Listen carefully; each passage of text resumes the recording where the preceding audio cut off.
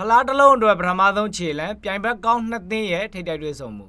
ညီကိုရအားလုံးပဲမင်္ဂလာပါပါနော်ဒီနေ့တော့ဒါပုံမှန်တိုင်းပဲတပွဲကောင်းလေးဒါရွေးချက်ပေးအောင်မယ်အရင်ဆုံးတော့ဒါ Telegram Channel လေးကို join ထားဖို့ပြောချင်တယ်ဒါညဆိုရင်ဗီဒီယိုမတင်ဖြစ်ခဲ့ပေမဲ့ကျွန်တော်ရဲ့ channel မှာတော့ဒါတပွဲကောင်းအဖြစ်ဒါ Everton Body ပေးခဲ့တာဆိုတော့ဒါ channel join ထားညီကိုတွေကတော့အဆင်ပြေသွားခဲ့ကြလိမ့်မယ်လို့တော့ထင်တယ်ကျွန်တော်ရဲ့ channel လေးကိုအခုကျွန်တော်ရဲ့ profile အောက်ကဒါ link လေးကိုနှိပ်ပြီးတော့ပဲဒါ direct join ထားလို့ရပါတယ်လို့ပြောရနေပြီးတော့ပဲဒီနေ့ပွဲလေးကိုစပြီးတော့ပြောလိုက်မယ်ပေါ့နော်အရင်ဆုံးကြေးတန်းရဆိုရင်တော့ဒါဂျာဝင်းကနေပြီးတော့ပဲအာဆင်နယ်ကနေပြီးတော့တရေ30ရှုံးနဲ့ဒါဂိုးပေါင်းဈေးကနှလုံးရှုံးဆိုပြီးတော့ပေါက်တယ်ဒီကြေးတန်းကကျွန်တော်တို့ဒါပထမတစ်ခေါက်တွဲဆောင်ခဲ့တဲ့ကြေးတန်းနဲ့ပဲဒါဖလားပွဲဖြစ်တာကြောင့်ရှင်ပြီးတော့ကြည့်ရမှာဖြစ်လို့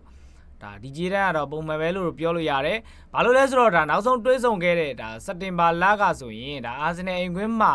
တရေရှုံးတော့ပေါက်ခဲ့တာမဟုတ်လို့အခုဂျာဝင်းဆိုရင်အာဆင်နယ်တရေ50ရှုံးပေါက်မှဆိုတော့ဒါအရင်မခွာချပေမဲ့ဒါပုံမှန်ကြေးလို့ပြောလို့ရတယ်ဆိုတော့ဒီနှစ်သင်းရဲ့ခြေသွမ်းရလဲဒါအားလုံးသိကြတဲ့အတိုင်းပဲပရီးမီးယားလိရဲ့အဆင့်1နဲ့အဆင့်2ကအသင်းတွေပြီးခြေသွမ်းတွေကတော့ဒါတိတိကျကျပဲဒါအားရစရာကောင်းတာကိုတွေ့ရတယ်ဆိုတော့အာဆင်နယ်အနေနဲ့ဆိုရင်ဒါနောက်ဆုံး5ပွဲပေါ့နော်ဒါနောက်ဆုံး5ပွဲတွေမဟုတ်ပါဘူးဒါအိမ်ကွင်းအဝေးကွင်းပေါ့နော်ပြိုင်ပွဲစုံ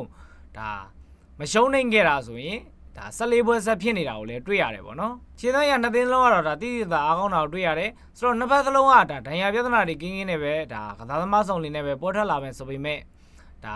အာဆင်နယ်တိုက်စစ်ကဂျော့ဂရက်ကိုဒါထိမ့်ဖို့ဆိုရင်ဒါမန်စီးတီးမှာဂယ်ရီတို့လိုကစားသမားတွေနဲ့ဒါရူဘင်ဒီယာတို့လိုကစားသမားတွေရှိတာမှန်တယ်ဆိုပေမဲ့ဒါဆိုးတာဆာကာတို့မာတင်နယ်လီဒါမှမဟုတ်ရင်ဒါထရော့ဆက်တို့လိုတောင်ပန်းကစားသမားတွေကတော့ဒါမန်စီးတီးကိုတိတိကျကျဒုက္ခပေးနိုင်လိမ့်အောင်မယ်လို့တော့ကျွန်တော်ကတော့မြင်တယ်ဆိုတော့မန်စီးတီးကကြတော့ဒါပူပူနေနေပဲချန်ပီယံလိကနေပြီးတော့ဒါထွက်ခဲ့တာဆိုတော့ဒီဘွဲကဒါသူတို့ပြည်သက်အတွက်ပြန်ပြီးတော့ဒါအဖက်ဆက်ပြမယ်ပွဲတစ်ပွဲဖြစ်အောင်တော့ကစားလိမ့်မယ်လို့တော့ကျွန်တော်တို့မြင်နေပါတော့ဆိုတော့အိမ်ကွင်းမှာနောက်ဆုံးရီရဲနဲ့ကန်ခဲ့တဲ့ပွဲကဆိုရင်ဒါနှစ်ကြောစလုံးရီရဲကိုဒါကြေးပေးကန်တဲ့အခြေအနေမလှလို့ရှုံးနေရင်ဆိုင်ခဲ့ရတယ်ဆိုပေမဲ့ဒါအသင်းနှစ်သင်းရဲ့ကြားထဲမှာ